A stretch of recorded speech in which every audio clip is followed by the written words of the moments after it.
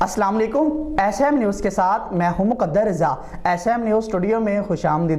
خبروں کا سلسلہ بڑھاتے ہوئے ہبشان کرتے ہیں کراچی سے۔ کراچی کے علاقے ڈیفنس خیابہ شجاعت میں گھر میں فائرنگ سے 8 افراد شدید زخمی ہو گئے ہیں۔ پولیس کا کہنا ہے کہ فائرنگ سیکیورٹی اہلکار نے کی ہے۔ اسی حوالے سے مزید اپڈیٹ کر رہے ہیں بیورو چیف ذوالفقار علی۔ جی ذوالفقار، آگاہ کیجیے گا اس حوالے سے۔